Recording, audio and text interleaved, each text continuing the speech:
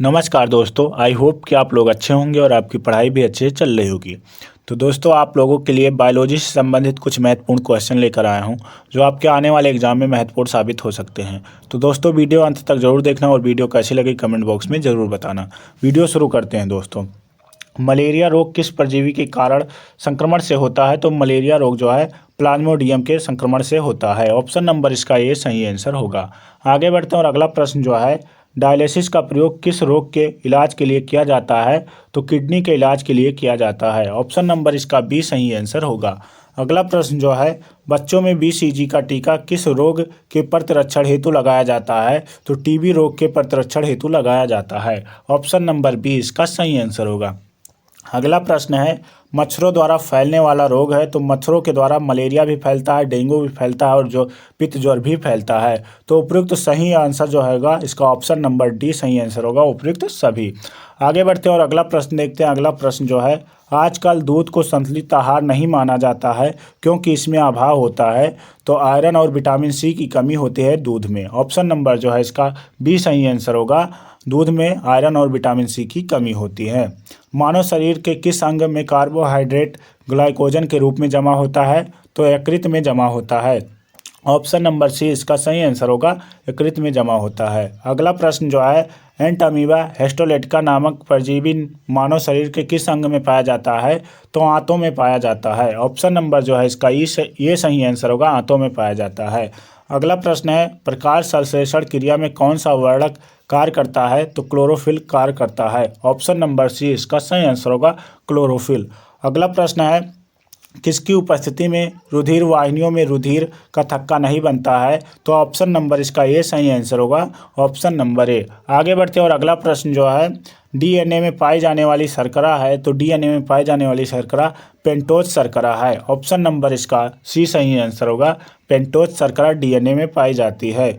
किस रोग से रक्षा करने के लिए शिशुओं को डीपीटी का टीका लगाया जाता है? तो डीपीटी का टीका डिप्थीरिया, कुकर खांसी तथा टिटनेस से बचने के लिए लगाया जाता है। ऑप्शन नंबर सी इसका सही आंसर होगा। अगला प्रश्न जो है, हीमोग्लोबिन क्या है? तो हीमोग्लोबिन जो है प्रोटीन है। ऑप्शन नंबर इसका बी सही आंसर होगा, हीमोग्लोबिन क्या है? प्रोटीन है। अगला प्रश्न है, साधारण जुकाम हो जाता है, तो साधारण जुकाम वायरस के कारण होता है। वायरस के द्वारा जो है साधारण जुकाम हो जाता है। ऑप्शन नंबर इसका ए सही आंसर होगा। निम्नलिखित में से कौन सा जंतु स्तनधारी नहीं है? तो स्तनधारी जंतु जो है वो शार्क नहीं है। ऑप्शन नंबर जो है इसका सी सही आंसर होगा, शार्क जो है वो स्तनधारी जंतु नहीं है। अगला प्रश्न है, वह विटामिन जिसमें कोबाल्ट पाया जाता है वह कौन सी है? तो विटामिन 12 जो है उसमें कोबाल्ट पाया जाता है। ऑप्शन नंबर सी इसका सही आंसर होगा। आगे बढ़ते हैं और अगला प्रश्न जो है, राइबोजियम क्या है? तो राइबोजियम जो है नाइट्रोजन स्थिरीकरण जीवाणु है। ऑप्शन नंबर जो है इसका बी सही आंसर होगा।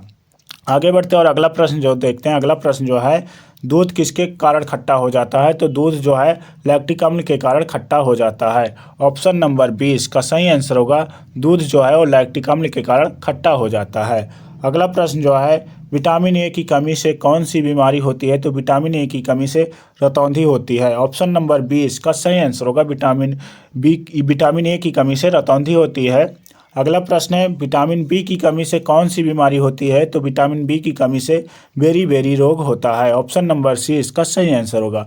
और रिकेटस रोग जो होता है वो विटामिन डी की कमी से होता है, इसे सूखा रोग भी कहते हैं। आगे बढ़ते हैं और अगला प्रश्न देखते हैं। अगला प्रश्न जो है, नींबू में खटास किस चीज़ से होती है? तो नींबू में खटास जो है साइट्रिक अम्ल से होती है। ऑप्शन नंबर सी इसका सही आंसर होगा। अगला प्रश्न है, निम्नलिखित में से वह अंतःस्रावी ग्रंथि कौन सी है जिसे मास्टर ग्रंथि कहा जाता है? तो पीयूष ग्रंथि है। ऑप्शन नंबर इसका ये सही आंसर होगा, पीयूष ग्रंथि को मास्टर ग्रंथि भी कहा जाता है। अगला प्रश्न है, निर्जलीकरण के दौरान आमतौर पर शरीर से किस पदार्थ की हानि होती है?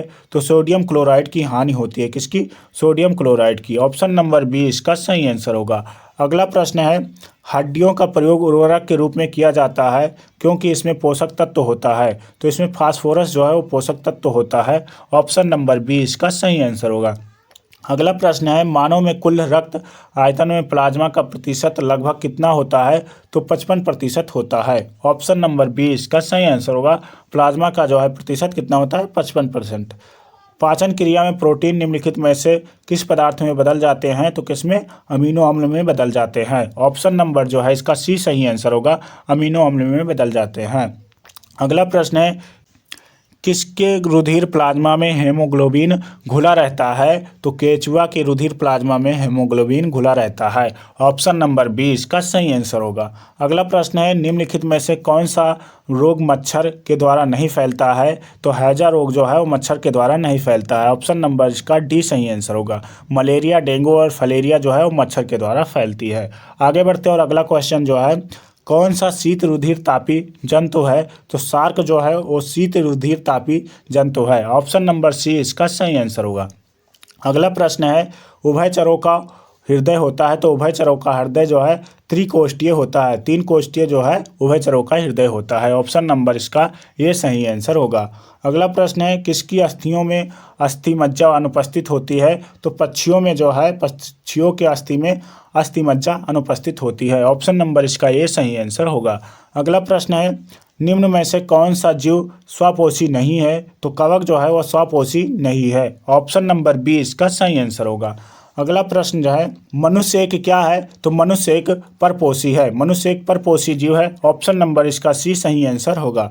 अगला प्रश्न है, शरीर हेतु ऊर्जा का मुख्य स्रोत क्या है, तो कार्बोहाइड्रेट है। शरीर हेतु ऊर्जा का मुख्य स्रोत क्या है, कार्बोहाइड्रेट। ऑप्शन नंबर डी इसका सही आंसर होगा। अगला प्रश्न है, मधुमक्खी से प्राप्त होने वाला मोम क्या है, तो मधुमक्खी से प्राप्त होने वाला मोम वसा है। ऑप्शन नंबर इसका जो है सी सही आंसर होगा। अगला प्रश्न है, रेशम मुख्यतः बना होता है, तो रेशम जो है प्रोटीन द्वारा बना होता है। ऑप्शन नंबर 20 का सही आंसर होगा। रेशम किसका बना होता है, तो प्रोटीन का बना होता है। निम्नलिखित में से कौन सा रोग विटामिन ए की कमी से नहीं होता है, तो विटामिन ए की कमी से रिकेटस रोग नहीं होता है। ऑप्शन नंबर सी इसका सही आंसर होगा। अगला प्रश्न है, दांतों एवं अस्थियों में विकृति किसकी अधिकता के कारण उत्पन्न होती है, तो फ्लोरीन की उपस्थिति के कारण उत्पन्न होती है। ऑप्शन नंबर इसका सी सही आंसर होगा।